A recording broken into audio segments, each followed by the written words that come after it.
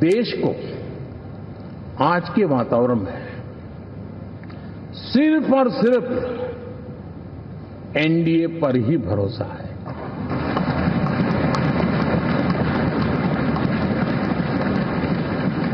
और जब इतना अटूट विश्वास है, इतना भरोसा है, तो स्वाभाविक है देश की अपेक्षाएं भी बढ़ेगी। और मैं इसे अच्छा मानता हूं और हम सबका कर्तव्य भी मानता हूं। और इन अपेक्षाओं को पूर्ण करने के लिए, और मैंने पहले भी कहा था कि जो 10 वर्ष हमने काम किया है वो तो ट्रेलर है।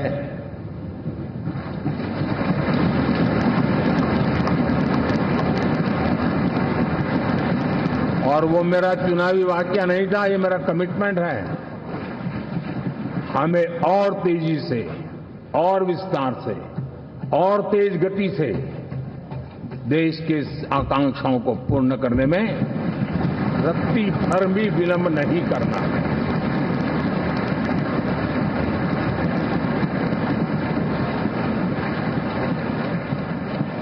जनता जनार्दन चाहती है हम पहले से ज्यादा डिलीवर करें। जनता चाहती है कि हम खुद ही हमारे पुराने रिकॉर्ड तोड़े।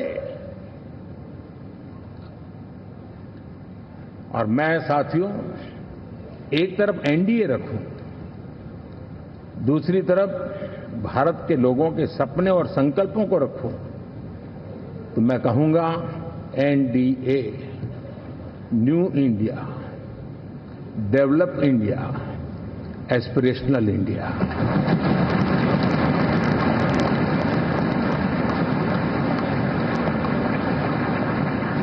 और इसी सपने और संकल्पों को पूरा करना, ये हम सबका संकल्प भी है, कमिटमेंट भी है, और हमारे पास रोड मैप भी है।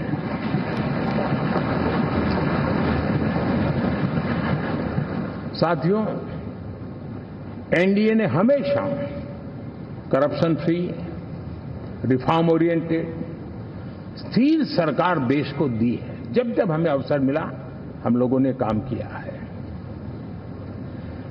उसके सामने कांग्रेस नेतृत्व वाली यूपीए, अब उन्होंने पुरानी अपनी छवि सुधारने के लिए नाम बदल दिया, लेकिन पहचान घोटालों की है। आए दिन घोटाले, यही पहचान रही है। और नाम बदलने के बावजूद भी देश उनके घोटालों को नहीं भुला है, उनको नकारा है।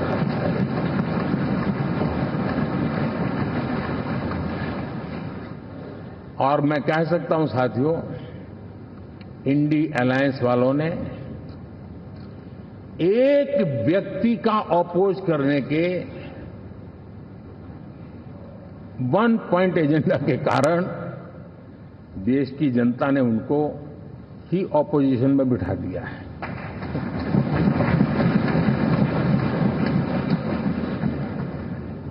एनडीए विकसित भारत इस संकल्प को लेकर के चुनाव में गया था। देश के लिए सकारात्मक सोच को लेकर के गया था। देश की युवा शक्ति के सामर्थ्य को समझ करके नए अवसरों को लेकर के देश को आगे बढ़ने की बात लेकर के गया था। जबकि हमारे सामने जो लोग थे वो भ्रम फैलाना, झूठ फैलाना, यही गुमराह करने वाले काम यही करते रहे थे। अब एनडीए और उनका देखें, इवन नामांकन में जाएंगे तो भी आपको देखेगा उनका चुनाव प्रचार, उनका नामांकन, हम लोगों का एक एक दृश्य देख लीजिए और उनका एक एक दृश्य देखिए, कितना बड़ा अंतर है। हर चीज में उनका कैरेक्टर दिखाई देता है। और क्या रहा, फोटो ऑप के लिए तो उन्होंने अलायंस घोषित कर दिया, लेकिन कितने ही राज्यों में वो आपस में लड़ते रहे हैं, चुनावी जंग में एक दूसरे की पीठ में छुरा भोंकते रहे हैं। कभी उन्होंने कहा कि ये तो हमारा वैचारिक अलायंस है, वो विचार लेवल पर ठीक है, बाकी नीचे तो हमारा अपना हम तैयार करेंगे। और अब फिर उन्होंने कहा कि भाई हम तो सीट के आधार पर अलायंस करेंगे, टोटल न भी करें। ये भी खेल खेला। और अभी अभी तो चुनाव पुरावा शुरू कर दिया कि ये तो हमारा अलायंस लोकसभा के चुनाव के लिए ही था, बाद में नहीं है, ये भी शुरू कर दिया। यानी मैंने बहुत पहले कहा था कि आप देख लेना 4 जून के बाद बिखराव शुरू हो जाएगा, और वो शुरू हो चुका है। इसका मतलब ये हुआ कि वो सिर्फ और सिर्फ सत्ता सुख के लिए एक दूसरे का साथ देने की कोशिश करते थे, लेकिन उनमें उनका अगर स्वार्थ निश्चित होता तो साथ देना, वरना नहीं देना, एक कैरेक्टर था। साथियों, ये लोग कितने ही बड़े झूठे बोलते रहे हैं, और आप देखिए चुनाव के समय उन्होंने देश के सामान्य नागरिक को गुमराह करने के लिए जो पर्चियां बांटी कि ये देंगे और वो देंगे और टिकना देंगे, फलाना देंगे। 2 दिन से मैं देख रहा हूं कि कांग्रेस के दफ्तरों पर लोग कतार लगा के खड़े हैं कि ये पर्ची है, 1 लाख रुपया कहां है, लाओ भाई, मांग रहे हैं लोग। यानी आपने जनता जनार्दन की आंखों में कैसा उनको भ्रमित किया, कैसी आंख में धूल झोंक दी कि वो बेचारा सामान्य नागरिक ये मान के चलता था, हाँ भाई 4 जून के बाद रुपया मिल जाएगा, इसलिए वो जाके खड़ा रह गया। और अब उसको धक्का मारा जा रहा है, डंडे मारे जा रहे हैं, वहां से निकाला जा रहा है। अब इस प्रकार का चुनाव ये अपने आप में देश के गरीबों का अपमान है, हमारे देश के सामान्य नागरिकों का अपमान है।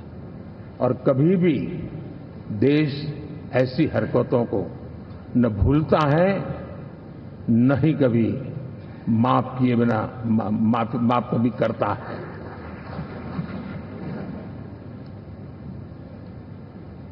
साथियों, हमारे लिए संतोष की बात है कि हम एक कमिटमेंट से काम कर रहे हैं। 10 साल में हमने 25 करोड़ गरीबों को गरीबी से बाहर निकाला है।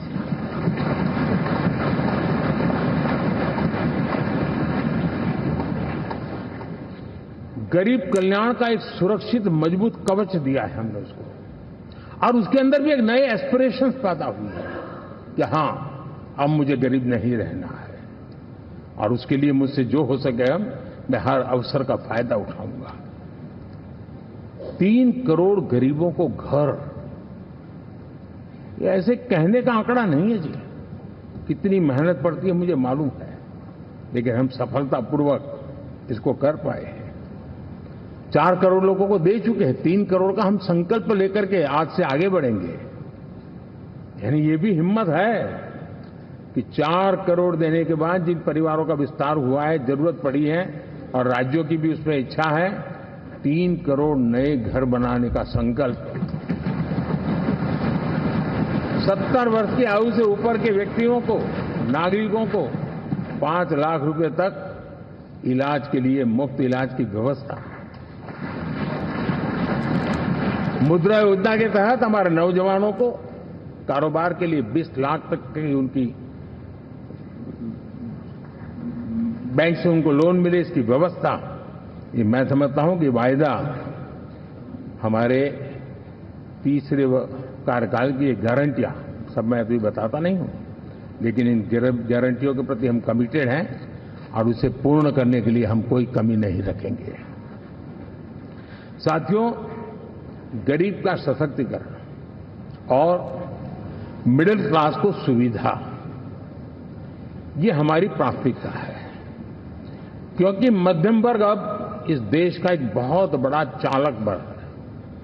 भारत की ग्रोथ स्टोरी में ये ऐसे ऐसे नए फोर्सेस मैं देख रहा हूं जो हमारी बहुत बड़ी शक्ति बनने वाले हैं, और इसलिए हम उस पर भी उतना ही, और मिडिल क्लास की बचत कैसे बढ़े, सेविंग कैसे बने, उसके लिए, उसकी क्वालिटी ऑफ लाइफ के लिए हम क्या कर सकते हैं, हमारी योजनाओं का विस्तार कैसे किया जाए, हमारे नीति नियमों में बदलाव कैसे किया जाए, उस पर भी हम आने वाले दिनों में काम चाहते हैं।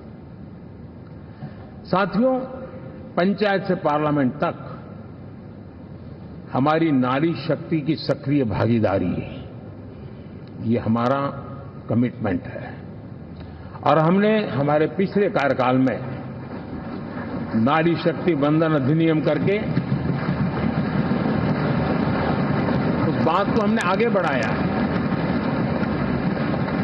और वो दिन दूर नहीं होगा जब हमारे सदन में बहुत बड़ी तादाद में हमारी माताएं बहनें देश का नेतृत्व करती हुई दिखाई देगी।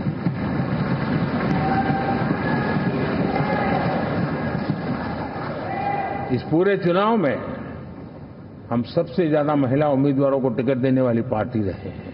ये हमारा कमिटमेंट है।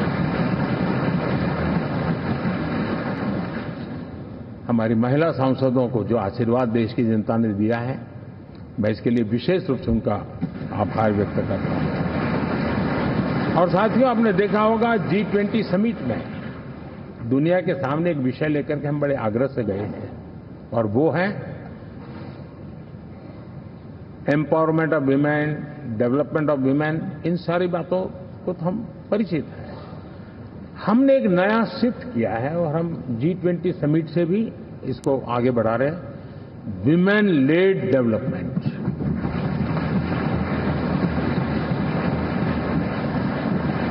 एक बार हमारा इस प्रकार का कमिटमेंट बनता है तो परिवर्तन बिल्कुल साफ नजर आता है। साथियों, एनडीए का ये कार्यकाल बड़े फैसलों का है, तेज विकास का है, और अब हम समय गंवाना नहीं चाहते कि हम 5 नंबर की इकोनॉमी से 3 नंबर की इकोनॉमी पर पहुंच रहे हैं।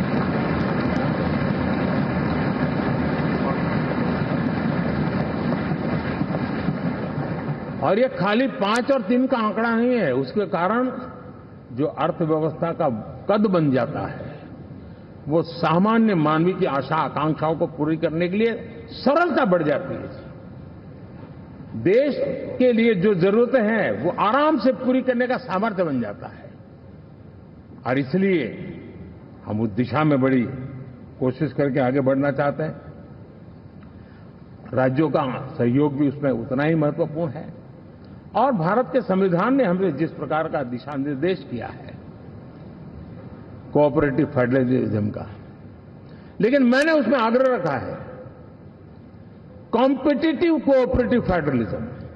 हमारे राज्यों के बीच में भी तंदुरुस्त स्पर्धा, राज्य और केंद्र के बीच में भी तंदुरुस्त। Just to summarize for our international audiences what the PM-elect Narendra Modi was saying in his address, he of course spoke about the spirit of Bharat, or India, the spirit and the soul of India first up when he started speaking. He spoke about how the majority for government is important, but to the country, the notion of Sarvmat is the most important. And he did thank the population at large for letting NDA come into power. And of course, he spoke about how for 3 decades the NDA has won and has been in power. And it's a commendable feat for the alliance, and it displays NDA's strength. And it completed 3 5-year terms. It has been the most successful alliance. And he also spoke about how it's not simply a coalition of a few parties, but it is in fact a grouping that puts the nation first as a key principle of its ethos. He did speak about how in 10 states which have a considerable tribal population, 7 of those states are governed by the NDA. Now, which is something that the India Alliance had in fact stressed on their campaign when they spoke about the caste consensus. He did also speak about how NDA has very successfully formed the government in 22 states of the country. He did speak about how when you see people from the NDA, you just immediately think of good governance, and that they have always taken every opportunity to serve the country. Good governance is in fact synonymous with NDA. Special mention there also to Chandrababu Naidu and Nitish Kumar, which he made. And he also spoke about how this was all with respect to the welfare of their poor in their respective states. He spoke about how the alliance has been instrumental and successful in pulling a large number of people out of population, and how 4 crore houses have been made while only 3 crore houses were promised, 20 lakh rupees of loan to the youth to start new enterprises and businesses. He did also speak about the India bloc and how their attempt was to slander India on the world stage, that it is not a democracy, whereas he himself had been talking about how India was the mother of democracy at every event that included the world on its forum. इस प्रकार के platform पर जो काम किया है, जो काम 6-6, 8-8 मिनट